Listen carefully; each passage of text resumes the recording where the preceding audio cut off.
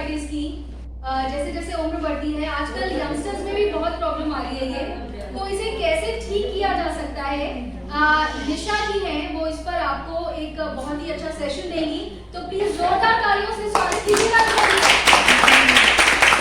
Naturopathy में हम शरीर से बिल्कुल रोग को हटा दें।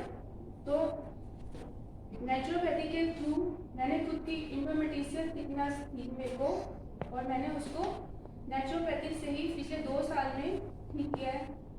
मेरी मदर इन लॉ को यूरिक एसिड था, जिसकी ट्रीटमेंट मैंने खुद किया है और वो आज बिल्कुल ठीक है। किडनी स्टोन था मेरी मदर को, तो उनका ट्रीटमेंट मैंने किया तो वो बिल्कुल ठीक है। और ये होता क्यों है? हमारा जब डाइजेशन ठीक नहीं होता या स्प्लीन ठीक से काम नहीं करता, इंडाइजेशन ठीक ना हो, पुअर स्प्लीन का होना या किडनी का ठीक से काम को ना करना, फिल्ट्रेशन का काम होता है किडनी का, आप सब जानते हैं। तो जब वो ठीक से फिल्टर नहीं करती है तो आपको स्टोन हो जाता है। इसके लिए मैं आपको बताना चाहूंगी, ज्यादा कुछ नहीं बताऊंगी कि आपको बाद में लगे कि ये तो हम कर नहीं सकते, ये तो कुछ ज्यादा ही बता दिया और ये हमारे बस में नहीं है, ये मार्केट में अवेलेबल नहीं है। तो मैं वही चीज बताना चाहूंगी जो आप इजीली अपने घर पे कर पाए। तो उसके लिए जैसा कि सुनीता जी ने आपको बताया था कि पानी ही कैसे पीना है, सुनीता जी पहले ही आपको बता चुकी हैं, लक्ष्मी जी ने भी आपको बताया।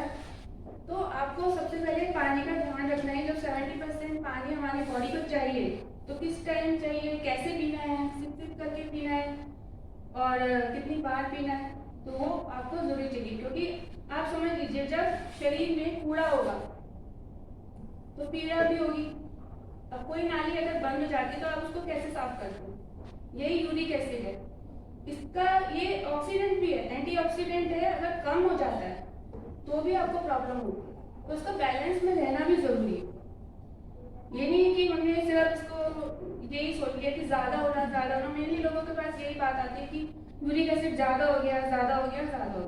लेकिन यूरिक एसिड का बैलेंस में रहना भी बहुत जरूरी है। तो उसके लिए क्या करना है, जब भी आपको लगे कि आपके शरीर में या जोड़ों में कोई दर्द है, मोस्टली क्या होता है यूरिक एसिड से जो अर्थराइटिस की प्रॉब्लम आती है, वो आपको ये पैर के अंगूठे पे आएगी और अंगूठे से ऐसे बाहर निकलने लगते हैं। तो वहां पे पेन, इन्फ्लेमेशन, सूजन, ये सब आपको हो। और जब भी ऐसा होता है तभी आपने अपने सबसे पहले नेचुरोपैथी के हिसाब से आहार ही औषधि है, इस पे फोकस करना है। आहार ही औषधि है का मतलब होता है कि जो आप खाते पीते हैं वही दवाई है, आपको कहीं बाहर से दवाई लेने की जरूरत नहीं है। और इसके लिए 3 चीज मैं आपको बताना चाहूंगी खाने में। जो यूरिक एसिड का नंबर 1 रामबाण इलाज है वो है वेव वाटर। और आप इसको नोट डाउन कर लीजिए, क्योंकि आप किसी और को भी बताएंगे तो उसको भी बहुत फायदा होगा। वेव वाटर होता है फटे दूध का पानी। जैसे यूरिक एसिड बनता है, यूरिक एसिड आपके शरीर में ऐसे प्रोडक्ट है, विषाक्त पदार्थ है जिसे टॉक्सिक जैसे जमा हो जाते हैं, वही चीज है यूरिक एसिड। ऐसे ही जैसे आपने दूध को फाड़ दिया और उसका पानी रख लिया, उस पानी को आप पिएंगे, यूरिक एसिड 21 दिनों में गारंटी के साथ आपका ठीक हो जाएगा। उसके साथ आपको हाँ, कोई भी चीज, कोई भी बता दो क्वांटिटी, आप आधा गिलास ले लीजिए एक बार से। हाँ, टाइमिंग्स देखिए, एम्प्टी स्टमक कोई भी चीज लेने से ज्यादा फायदा होता है। लेकिन अगर आप इसको एम्प्टी स्टमक नहीं ले सकते, कोई बेड टी लेना चाहते हैं, कोई कुछ, तो भी आप इसको जब भी आपको याद आए आप दिन में ले लीजिए, पर सनसेट से पहले ही लेना है। जैसे कि आपको पहले ही बताया गया कि अग्नि तत्व का हमारे शरीर में क्या रोल है। तो 7 बजे से पहले जैसे जो भी आप खाते पीते हैं, तो कोई भी ट्रीटमेंट या थेरेपी लेते हैं आप, तो आपको सूर्यास्त से पहले ही ले लेना। और वे वाटर तो बाद में बताऊंगी आपको। बार्ले वाटर वो भी ऐसे ही है, जौ का पानी, वो आपके लिए बहुत बेनिफिशियल है। और तीसरी चीज है सफेद पेठे का जूस, जो बॉडी को अल्कालाइन करेगा, उसके बहुत सारे फायदे हैं, बॉडी को नरिश करता है, क्रिस्टल को तोड़ देता है और उसको डिसॉल्व कर देता है। तो जब आप ये तीनों चीजें लेंगे, खाने में आप प्रोटीन वाली चीजें लेस करेंगे, जिनसे भी आपको पता है कि प्रोटीन ज़्यादा मिलता है, जैसे अंडा हो गया, दूध हो गया, पनीर हो गया, और मीट वगैरह जो जितनी भी सी फूड्स होते हैं ये आप बंद कर देंगे। और मैं आपको जो डेली वाली एक चीज़ है वो बताना चाहूँगी कि दालों में सबसे ज़्यादा प्रोटीन होता है, और मूंग की दाल जिसको हम हल्के समझ के खाते हैं उसमें सबसे ज़्यादा प्रोटीन होता है। और रात के टाइम कभी भी दाल नहीं खानी चाहिए, खाओगे भी तो दाल बिल्कुल पतली। अगर आपने एक भी चीज मेरी कही हुई अपना ली तो आप देखेंगे कि आपको कभी भी किसी डॉक्टर के पास जाने की जरूरत नहीं है और आप बिल्कुल स्वस्थ रहेंगे। रात को अगर दाल आप ले भी रहे हैं, रात को आप पनीर नहीं खाएंगे, रात को आप नॉनवेज नहीं लेंगे, कोई भी ऐसी चीज नहीं लेंगे जिसमें प्रोटीन हो। मोस्टली लोग अच्छे से खाना बनाने के लिए रात को मीट बनाते हैं कि फैमिली इकट्ठी हुई है, आज डिनर है, आप आइए चिकन बना रहे हैं, मटन बना रहे हैं, और फिर पनीर तो बनेगा ही क्योंकि कोई ना कोई वेज भी होगा। बच्चों को तो चाहिए पनीर टिक्का, मोस्टली रात को बनता है। और ये आज का जो ये चाप मोस्टली लोग रात को ही खाते हैं। ये जिनको ये प्रॉब्लम है वो नहीं खाएं या वैसे नहीं, मोस्टली अगर आप यही रखेंगे तो कभी होगा ही नहीं। ओके। देखो, किसी चीज को डिसॉल्व करना एक अलग चीज है कि आप उसको हटा रहे हैं, लेकिन उसको हो ही ना आपके बच्चे अच्छे से रह पाए और उनको एक आदत पड़े, एक जनरेशन के लिए हम ये काम करें। ठीक है, आप अपने लिए मत कीजिए कि आप इतनी उम्र के हो गए, जो खा लिया जो पी लिया जैसे हो गए आपने सोच लिया, लेकिन आप एक जनरेशन को तो ठीक करके जाइए। आप अपने आप खाएंगे तभी आपके बच्चे समझेंगे। एक माँ ही होती है जो अपने बच्चों को ठीक से समझा पाती है कि नहीं ऐसे करना है, ऐसे करना, और उसको देख के ही हम ये सारी चीजें समझते हैं। हम यहाँ पे कुछ भी करेंगे अपने घर में तो हमारे बच्चे सबसे पहले हमसे ही सीखेंगे और वो बाहर जाके बताएंगे। मैं खुद एग्जाम्पल देती हूँ कि मेरी बेटी पहले जंक फूड खाती थी और बहुत एसिडिटी बनती थी उसको, फिर उसने देखा कि नहीं, मेरी मदर इस तरह से अपना इलाज भी अपने आप ही करती है और खाने का भी ऐसे रखती है। और अब धीरे धीरे, क्योंकि मेरी जो हालत थी कि वो बिल्कुल ऐसी थी कि मैं यूरिया पास कर रही हूँ और इतने बड़े बड़े क्रिस्टल आ रहे, सॉरी क्रिस्टल आ रही थी, इतने बड़े बड़े क्लॉट्स आ रहे थे। अच्छा, इतने बड़े बड़े मैं जा रही थी, यूरिया पास करती थी, फिर आती थी, और घर में मतलब देख के भी सब लोग डर गए थे कि अब ये बचेगी।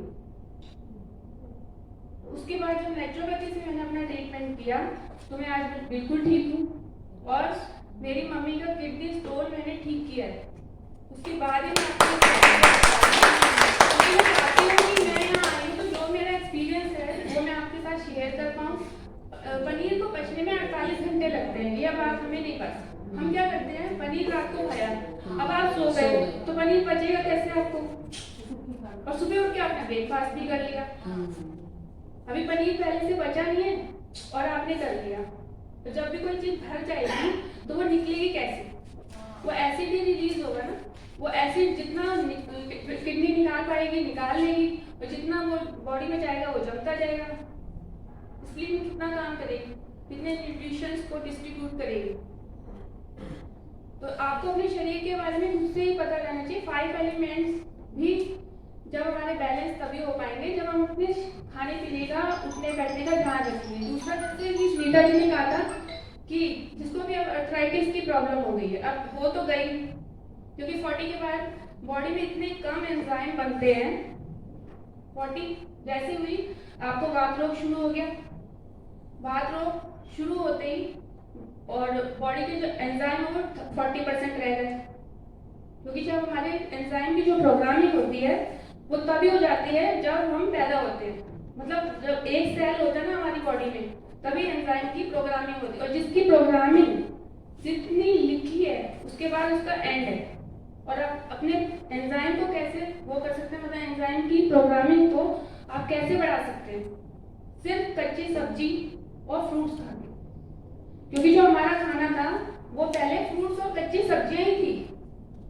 और जो ये गाउट या गठिया अर्थराइटिस है, इसे कुक फूड डिसीज भी बोलते हैं, इसीलिए क्योंकि ये पके हुए खाने की वजह से ही होती है। लेकिन आजकल तो कच्चा सब्जी जो है it's not- नहीं तो आप नहीं खा सकते ना, लेकिन आप ऐसे तो कर सकते हो कि आपने सुबह मॉर्निंग का नाश्ता एक टाइम स्किप कर दिया और आपने फ्रूट ले लिए, आपने जूसेस ले लिया। एक टाइम का खाना, आपके अंदर जितना ज्यादा नमक जाएगा पोटेशियम जितना ज्यादा होगा। अब जितना ज्यादा पोटेशियम बनेगा या कुछ ऐसी चीजें होंगी जो बनेंगी तो ऑब्वियस है कि एसिड रिलीज होगा ना बॉडी से, और जब एसिड बनेगा तो वो कहीं ना कहीं जाके जमा होगा। जैसे नाली में कुछ भी जमा होता है तो आपको क्या करना पड़ता है, कोई डंडे से साफ करता है, कोई पाउडर डालता है, कोई उसको बुलाता है कि भाई साफ करो, तब जाके खुलता है ना। वही बॉडी के किसी भी ऑर्गन में जाके जो चीज जाके जम जाती है वही अलग अलग तरह के रोग होते हैं। अदरवाइज हमें कोई रोग नहीं है, कोई बीमारी नहीं है। Good lecture. तो ये जौ का पानी कैसे, जौ को जो को भिगो के रख दीजिए आप और उसको पानी आप सुबह ले सकते। कितनी क्वांटिटी हाँ 1 ग्लास में 1 चम्मच। पंपकिन जूस भी जैसे आप थोड़ा। और हाँ सबसे जरूरी चीज जो अच्छा है मुझे याद आ गई, आजकल मूली का मौसम आ रहा है, मूली के पत्तों का किडनी और लीवर की डिटॉक्सिफिकेशन के लिए सबसे ज्यादा जरूरी है मूली के पत्तों का जूस। और सब इस एज के जितनी भी लेडीज हैं मेरे साथ, क्योंकि मैं भी आपकी उम्र की हूँ, तो मैं कहना चाहूंगी कि 1 हफ्ता आप मूली के पत्तों का जूस लीजिए, किडनी और लीवर डिटॉक्सिफाई हो जाएगा। और जिसका किडनी और लीवर डिटॉक्सिफाई हो जाता है उसके आधे से ज्यादा लोग हट जाते हैं। वो कब लेना है? आप कभी भी ले लीजिए, क्योंकि मैंने बताया कि कोई भी बनाते कैसे हो? मूली के पत्तों को लीजिए, छोटे छोटे मुलायम पत्ते, और उसको पीस लीजिए। पीस लो या वो कर लो, मैश कर लो उसको जार में, या मिक्सी में पानी डाल के जार में थोड़ा सा पानी डाल के उसको भी छान के आप पी लीजिए। वो बहुत टेस्टी है। हाँ, नहीं मूली आप उसको किसी भी फॉर्म में ले सकते हैं, आपको अच्छा लगता है आप उसमें रोस्टेड जीरा डाल दो, काला नमक डाल दो। अरे नहीं पत्ता कच्चा खा सकते हैं? हाँ आपने आप कितने भी हैं, आप आमले का जूस लीजिए, वो बात पित्त कफ तीनों को कंट्रोल करता है। तीनों को बैलेंस करने के लिए जो एक चीज होती है कि इन 3 महीने में जिसने अपनी सेहत बना ली तो उसको आगे के टाइम के लिए कोई रोग ही नहीं होगा। आप गुड़ में राब डाल के खाइए, गुड़ की राब अगर नहीं मिलती तो आप राब आती है, एक राब गुड़ की राब होती है जो गांव में मिलती है, यहाँ पे अवेलेबल नहीं होती। हाँ लिक्विड गुड़ लिक्विड गुड़ होता है, जो गुड़ से पहले की जो एक चीज होती है उसको राब बोलते हैं। हमारे गाँव में मिलती है वो ऑनलाइन भी मिलता है राब, गुड़ की राब। और इन दिनों में इन 2 महीने में जिसने गुड़ की राब ले ली उसको 90% कोई रोग नहीं होगा। लेकिन लेना कैसे है आपको, गुड़ दूध के साथ तो आपने उसको खाना है, दूध में उसको मेल्ट नहीं करना। आप दूध लेते हैं, गुड़ ले लीजिए साथ में थोड़ा, और इधर से जैसे गुड़ खाया थोड़ा दूध पी लिया। वो रात को ले सकते रात को ले सकते हैं, पर जिनको कफ प्रॉब्लम है क्योंकि हाँ जिनको कफ की प्रॉब्लम है वो थोड़ी सी हल्दी डाल के या सौंठ पाउडर डाल के, हल्का सा 1 पिंच सौंठ पाउडर डाल के उसको ले सकते हैं। अच्छा इसका क्या बेनिफिट है? इसका जूस है ये जूस ये सारे जितने भी शरीर की गंदगी होती है ना उसको ऑब्जर्व करके बाहर निकाल देगा, यूरिन या उसके रास्ते से आपको बाहर निकालना। और दही में आपको बिल्कुल मेल्ट करके लेनी है, दही में शक्कर के टाइप से बिल्कुल पीस के ना गुड़ को, और दही में बिल्कुल मीठी दही करके आपको खानी है दिन के टाइम में। दिन के टाइम आपको खाना है। तो एक ही चीज में लेना है, या तो दिन को दही के साथ ले लो या रात को दूध के हाँ साथ। जैसे मतलब अब इन दिनों में आप गुड़ी यूज कीजिए, गुड़ की चाय पियो।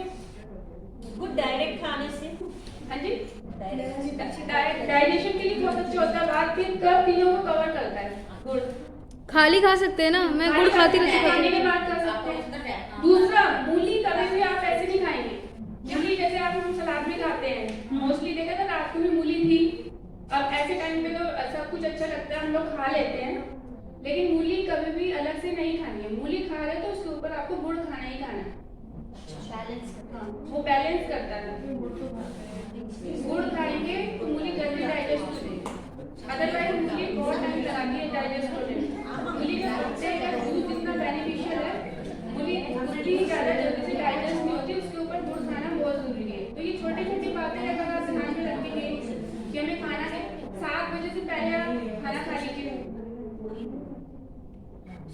और जिसको भी अर्थराइटिस या ये प्रॉब्लम है वो सुबह early in the morning vitamin D के लिए विटामिन डी मुद्रा करेगा, जो कुछ इस तरह से करते हैं।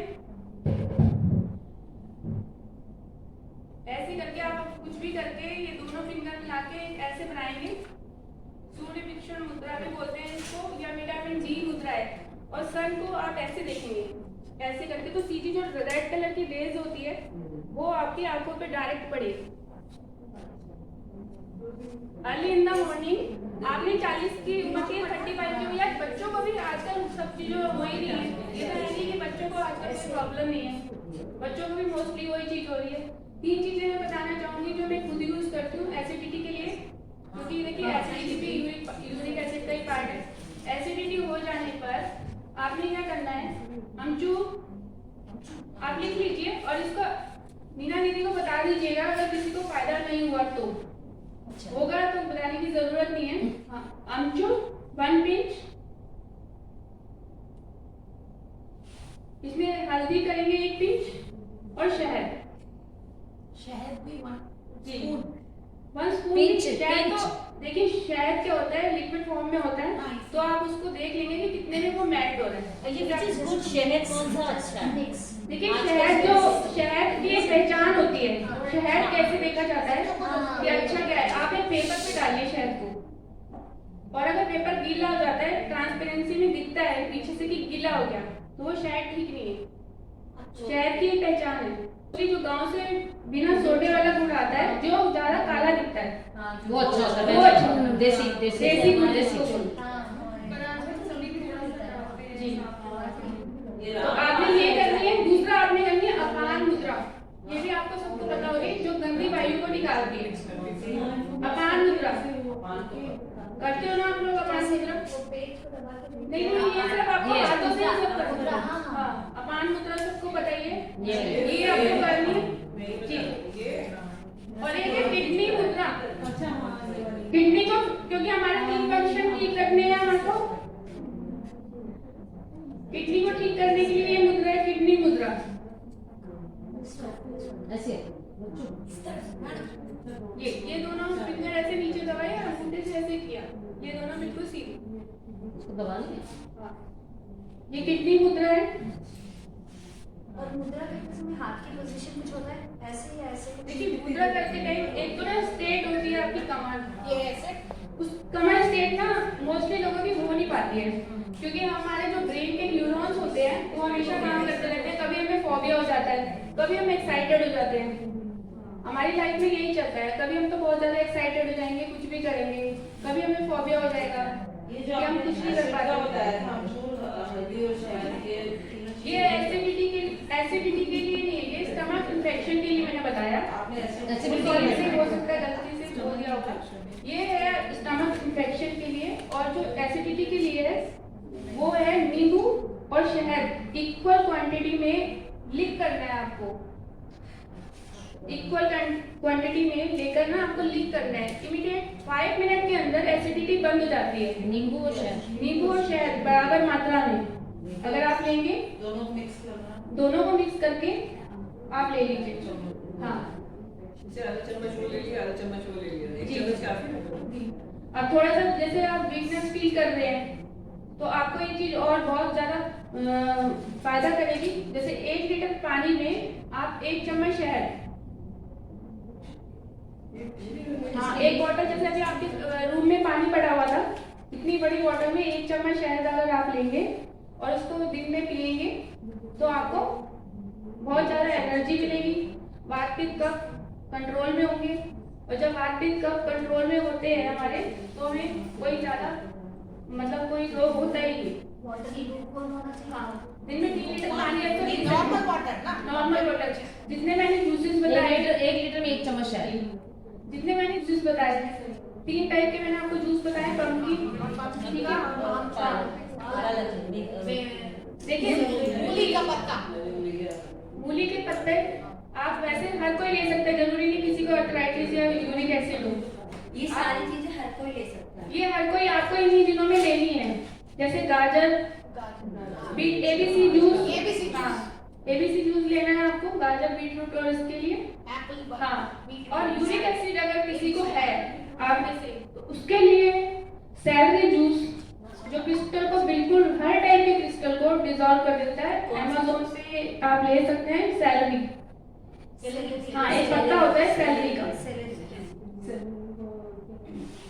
जी, बाजार में मिल जाएगा आपको यूरिक एसिड के। और एक मैं बस बताना चाहूंगी कि मोस्टली लेडीज को, जिसको भी किसी को नई भी प्रॉब्लम है, ये पॉइंट्स होते हैं SP36, K3 और यहाँ पर आपका स्प्लिन का मेरिडियन है पैर में। तो आप ऐसे आपको समझ में नहीं आएगा कि क्या करना है क्या नहीं करना, कहाँ पे कौन सा पॉइंट है। आपने क्या करना है, नीचे से लेकर ऊपर तक ऐसे करके अपने पैर की मसाज करनी है और एक प्रेसिंग करनी है ऐसे करके। जो मैं बताने, आप आइए रचना जी इधर। हाँ, एक पैर को ऐसे सामने रखो और एक को ऐसे। अब आपने क्या करना है, ये जो आपकी काफ मसल है ना, इसको प्रेस करना है नीचे से। उठाओ पैर को ऐसे फोल्ड करो। अच्छा, काफ मसल को आपने प्रेस करना है और इसको ऐसे मसाज देनी है, ऐसे करके आपने मसाज देनी है। आप धूप में बैठ जाओ तिल का तेल लेके, क्योंकि तिल का तेल बात को खत्म करता है। किसी को अगर कोई बीपी की प्रॉब्लम हो, क्योंकि सेशन का टाइम ओवर हो रहा है, तो मैं बस एक बताना चाहूँगी कि मोस्टली लोगों को बीपी की प्रॉब्लम होती है, हाई बीपी हो गया, लो बीपी हो गया। तो उसके लिए आपने नींबू के रस निकालने के बाद जो नींबू के छिलके होते हैं, पील्स ऑफ लेमन, उसको पानी में डाल के रखते हैं रात को, और सुबह मॉर्निंग में सिप सिप करके पूरे दिन में वो पानी पी। हाई बीपी एक पानी में 1 बॉटल पानी में आपने छिलके जी 2 नींबू के छिलके डाल दीजिए और आपने वो पानी सिप सिप करके पीना है। तो जब इतनी बीमारियां आपकी कवर हो जाएंगी, तो फिर आपको ना आर्थराइटिस होगा, ना यूरिक, जब यूरिक एसिड बढ़ेगा, आपने सुबह के टाइम पे मुद्रा कर लीजिए, नींबू के छिलके डाल दीजिए, मसाज कर लो अपनी, खाने का ध्यान रखिए, सुबह चले जाओ, तो आपको कभी भी कोई प्रॉब्लम होगी। वॉक करनी है आपको 45 मिनट्स की। इसके अलावा आपको कभी कोई जरूरत नहीं पड़ेगी, इतना मैं गारंटी के साथ कह सकती हूँ, क्योंकि मैं खुद ही इस चीज की एग्जाम्पल। मैं बात कर रही हूँ सर्वाइकल पे, अब ठीक है। तो प्राकृतिक चिकित्सा में क्या होता है, हमारा सबसे अच्छा है कि आप स्पाइन की जो प्रॉब्लम है, मसाज करके तिल के तेल से, जो तिल का तेल होता है बहुत नाशक होता है, मसाज करके, फॉर्मेंटेशन करके, गरम ठंडा सेक होते हैं हमारे जो नेचुरोपैथी में होता है, उसमें गरम ठंडा सेक। स्पाइन क्या होती है हमारी, बिल्कुल जैसे किसी चीज को ना हम सर्कुलेशन नहीं करते, किसी चीज को हम कुछ भी मूवमेंट नहीं करते, स्टिक हो जाती है, तो ये हमारी स्पाइन की वही प्रॉब्लम है। तो हम उसे क्या करते हैं, हमें स्टिमुलेट करना उसको अच्छे से, तो हम गरम ठंडा सेक कर सकते हैं उसमें, स्पाइन में मसाज कर सकते हैं और स्पाइन बात कर सकते हैं उसमें।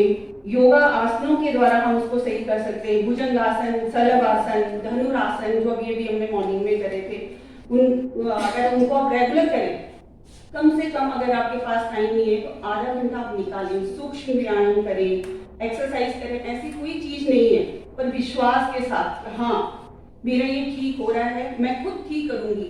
पर सबसे पहले आपको यहाँ पे सेट करना पड़ेगा अपना माइंड कि नहीं हो जाएगा मेरा। सबसे पहले श्रद्धा भाव हर किसी एक चीज पे रखना जरूरी है। आपका किसी चीज पे विश्वास नहीं होगा तो आपको वो चीज बिल्कुल सही नहीं होगी। अगर विश्वास होगा, भुजंगासन, शलभासन, धनुरासन अगर आप करते हैं और कमर का आपकी प्रॉब्लम है, तो आप देखेंगे 15 दिन में ही, पर तब होगा जब आप विश्वास रखेंगे उस चीज पे कि नहीं मेरा सही हो रहा। अपना खान पान आपको चेंज करना है बिल्कुल, तो आपको दवाई खाने की कोई जरूरत नहीं पड़ेगी। तो चलिए आइए, पहले थोड़ा सा मैं सर्वाइकल की एक्सरसाइज आपको बता देती हूँ।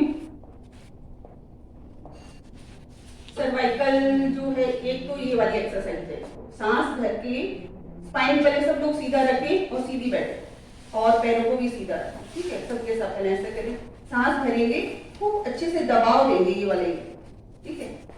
सांस भरा, फिर ढीला छोड़, चेन उसी दूसरी तरफ भी इसी तरह करेंगे, सांस भरा फिर ढीला छोड़, इसी तरह से 2-2 बार करेंगे, ठीक है। फिर सामने लेफ्ट के ऊपर राइट ऐसे करके सांस भरा, खूब अच्छे से धक्का देना, सर का जो है हाथ की तरफ जाएगा, हाथ का सर की तरफ अपोजिट डायरेक्शन में। सांस भरा खूब अच्छे से, इसी तरह से पीछे भी, जहां पे हमारा गहरा गड्ढा है ना पीछे गर्दन पे, वहां पे आपको हाथ लेफ्ट के ऊपर राइट, सांस भरते हुए खूब अच्छे से सांस भरा, होल्ड करा और रिलीज कर दिया। Once again release. इसी तरह हम हाथों को लॉक करेंगे और वहीं पे लगाएंगे जहां पर गहरा है आपका। सांस भरते हुए आगे और धीरे से पीछे, सांस भरते हुए आगे और धीरे से पीछे। इसी तरह हम 3-4 राउंड इस तरह से कर सकते हैं। दूसरी एक्सरसाइज है कि आप दोनों पाँव मिला के रखें, दोनों हाथों को लॉक कर दे पीछे, ये वाला, दोनों हाथ स्ट्रेट हो गए, दोनों पाँव मिले हुए और गर्दन को धीरे से ऊपर, आंखें खुली रखेंगे और 20-50 तक आप काउंट करके होल्ड कर सकते हैं। होल्ड मतलब ऊपर ही आप काउंट करके रखेंगे, फिर धीरे से वापस लाएंगे, नीचे नहीं लेके जाएंगे, ऊपर ही रखेंगे। ऐसे आप 3-4 बार करेंगे, आप खुद देखना आपकी गर्दन की जो मूवमेंट है बहुत अच्छे से हो जाएगी सर्वाइकल। अब फ्रोजन शोल्डर है, जो मैंने बोला कि फ्रोजन शोल्डर का आपको क्या करना है, धीरे धीरे जितने तक हो सकता है। और ये वाली एक्सरसाइज आप ये वाली पेंडुलम की तरह धीरे से, पहले अगर ज्यादा है आपका दर्द जो ज्यादा है तो आपको क्या करना है, धीरे धीरे पहले हमें थोड़ा नीचे से ऊपर ले जाना है, जैसे सीढ़ियां होती है ना, पहले हम नीचे से ऊपर जाते हैं, उसी तरह से अगर दर्द है तो हमें पहले धीरे से करना है कि हमारी क्षमता कितनी है। जैसे मॉर्निंग हम कर रहे थे ना कि नहीं मैं नहीं कर पा रही, आपको ये नहीं सोचना, आपको ये देखना कि मैं कितना कर पाऊंगी, कितना हाथ मेरा आगे जा पाए। तो इसी तरह से आपको फिर धीरे धीरे से आपका हाथ ऐसे, ठीक है, ऐसे धीरे धीरे से ऊपर जाने लगेगा। ये हमने सर्कुलेशन करना, बाकी कुछ ऐसी चीजें नहीं है कि जो बाहर से हमारे शरीर में आ गया, अंदर से हमने अपने आप को क्या करते हैं, बीमार कर दिया। तो हमें खुद ही इसका इलाज करना है। इसी तरह से धीरे धीरे से जितना उठ सकता है ये वाला, और ये वाला सर्कुलेशन जो ये होता है, ठीक है। ये आपको 5 time clockwise, 5 time anti clockwise, ये वाला। अब स्पाइन की जो है, स्पाइन की जो हमको सुबह करवाई थी, भुजंग आसन, शलभ आसन, धनुरासन, अगर आप करेंगे तो 101% मैं बोल रही हूँ कि कई हमारे जो क्लास में आते थे, कई लोग दवाई खानी छोड़ दी, बहुत हैवी डोज खाते थे। ये वाला पास में जाते जाएंगे, ठीक है। ये सर्वाइकल आपका फ्रोजन शोल्डर। अपनी स्थिति को देखें, जब आपकी स्थिति लायक हो कि हम ऊपर तक जा सकते, ये वाला फ्रोजन शोल्डर के, ठीक है। ऐसे आप पीछे आएंगे, इस तरह से आप टॉवल से भी कर सकते हैं, टॉवल से भी ऐसे ऐसे करके ये जा सकते हैं नीचे, ठीक है। इसी तरह से किसी जैसे दरवाजा होता है, दरवाजे की कुंदा होता है, उसको पकड़ लेंगे और धीरे धीरे, ठीक है, धीरे धीरे फिर इस तरह से धीरे धीरे लेफ्ट साइड में और धीरे धीरे राइट साइड। तीसरा ये है कि आप ऐसे पाँव को, एक पाँव को फोल्ड करके और धीरे धीरे ऐसे भी कर सकते हैं। इसी तरह दूसरे पाँव से भी अपनी स्थिति को देखें कि अब मैं कितना कर सकता हूँ। हाथ तभी ले जा पाएंगे जब आपको लगेगा हाथ थोड़ा इतने में फर्क पड़ेगा, आप दूसरे भी मुझे स्टेप बाय स्टेप नहीं, थोड़ा सा और करना है। चलिए, अपने जीवन में आप, मैं चाहूंगी कि प्राकृतिक जीवन शैली अपनाएं, योग को अपनाएं और स्वस्थ रहें, निरोग रहें और इन सब चीज़ों को फॉलो करें। थोड़ा सा भी आपको अगर लगा होगा कि हाँ थोड़ी बहुत अच्छी बातें तो जरूर जीवन में उतारेंगे। Thank you. अपने शब्दों को विराम देती हूँ। मेरा टॉपिक जो है आज का सुनीता दी? प्राणायाम है। बड़े भाग्य मानुष तन पावा, सुर दुर्लभ सब ग्रंथि गावा। मतलब जो हमें मनुष्य शरीर मिला है 84 लाख योनियों के बाद, उसको हम किस तरह से सार्थक बना सकते हैं, व्यापक बना सकते हैं इसको, जो कि देवता लोग भी हैं जो इसके लिए आना चाहते हैं योनि में, इसी से मुक्ति प्राप्ति हो सकती है। तो हम वो प्राणायाम के जरिए हम समझेंगे आज।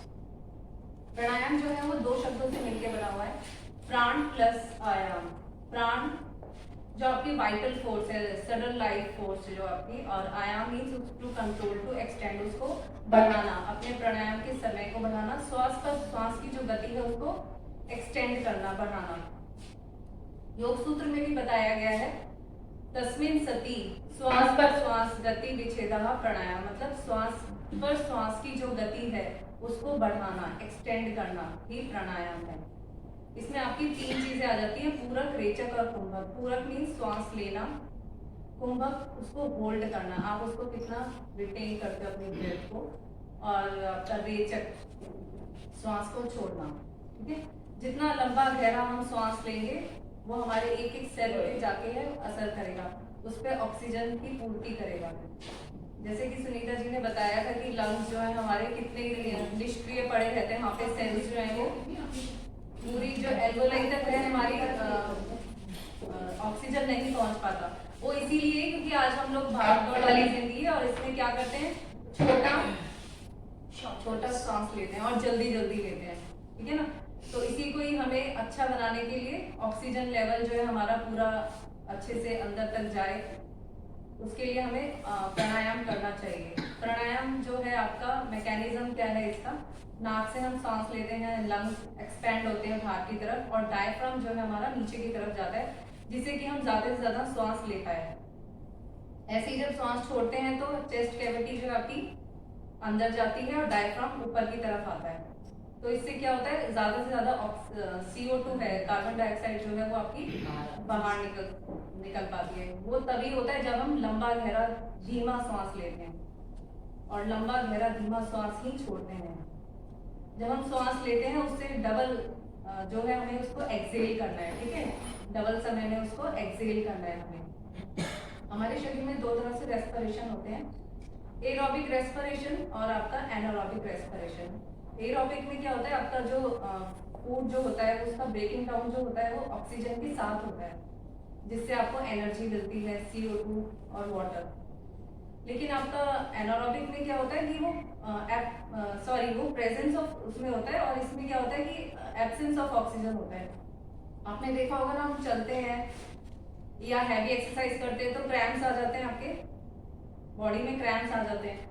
तो वो किस लिए आते हैं, क्योंकि वहाँ पे ऑक्सीजन पूरी तरह नहीं पहुंचा। वो एनारोबिक की वजह से ही आता है। उसमें क्या होता है कि लैक्टिक एसिड उधर मसल सेल्स में लैक्टिक एसिड जो है आपका इकट्ठा हो जाता है। तो उसको दूर करने के लिए हम क्या करते हैं, उधर मसाज करते हैं या हॉट एंड कोल्ड फर्मेंटेशन करते हैं। तो उससे क्या होता है, वहाँ पे ऑक्सीजन लेवल जो है आपका, ब्लड सर्कुलेशन जो है आपका इम्प्रूव हो जाता है, उधर इंक्रीज हो जाता है उधर। ऐसे ही प्राणायाम के थ्रू ही हम उसको ठीक कर सकते हैं, ऑक्सीजन लेवल आपका उससे बढ़ेगा। नेक्स्ट आपके इसके बेनिफिट में आ जाते हैं।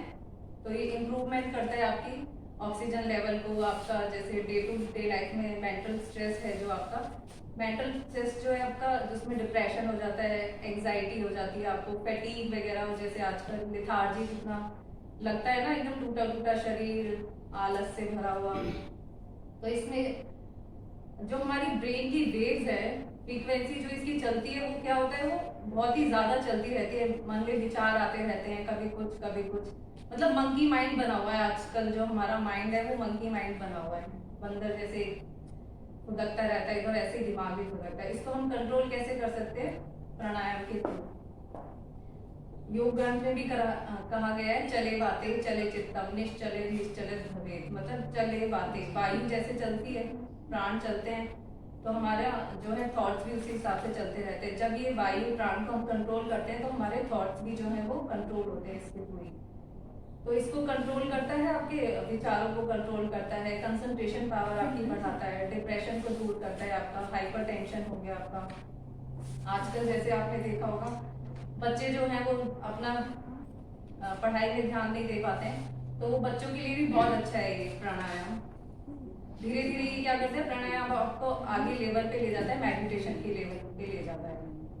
प्राणायाम जो है वो आपको मेडिटेशन के लिए भी तैयार करता है। जब हम एक जगह बैठकर ब्रीदिंग में फोकस करते हैं तो मेडिटेशन के लिए भी आपको तैयार करता है। जब भी ये सांस एक्चुअली करते हैं।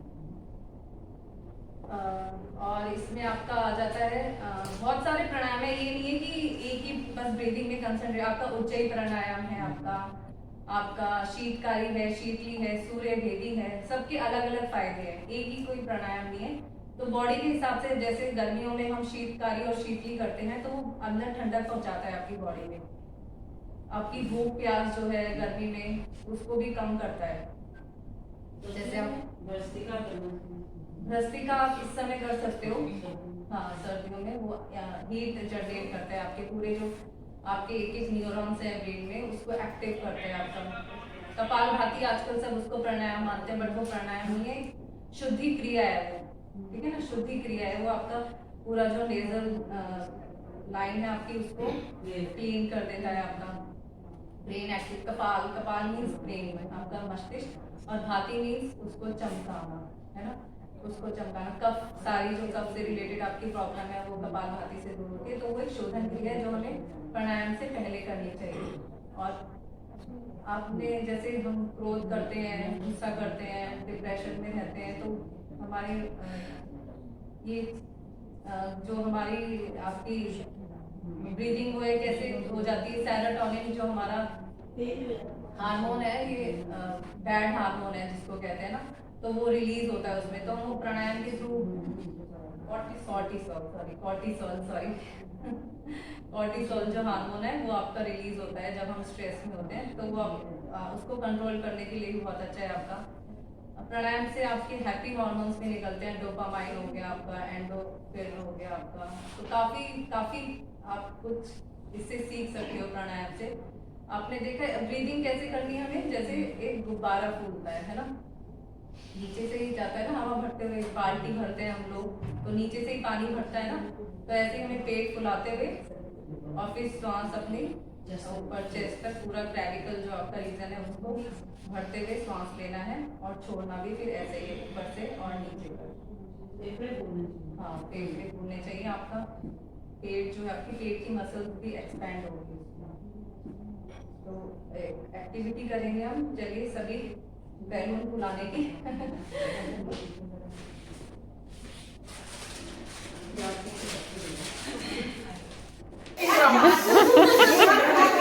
इसको ना हवा निकल रही है यहाँ से। अरे गुब्बारे में छेद है, ऊपर छेद है ना, यहाँ तक ठीक है। दिल्ली वालों के लंग्स फवारे रह रहे हैं, इसी के लिए तो प्राणायाम बना है।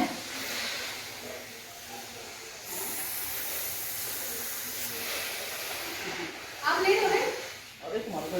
ये सारे बैलून्स मुझे दे देना, शाम में क्रिसमस की पार्टी में काम आएंगे। बिल्कुल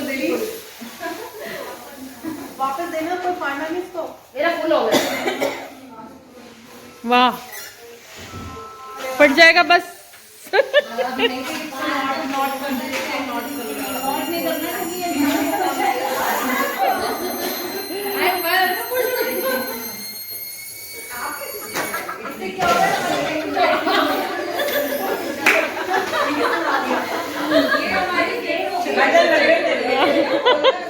दोबारा मौका मिल गया फिर फेफड़ों को खोलने का। लेकिन छोटे हैं, जब हम छोटे थे तब तो फुलाते थे ना, एक्सरसाइज करते हैं। कितना बड़ा फुलाना है। आजकल हम लोग ये सब भूल रहे हैं। जितनी आपकी फेफड़ों में क्षमता है। हवा निकल जा रही है। लेकिन बच्चे दोनों कोशिश करें कि फुलवाएं।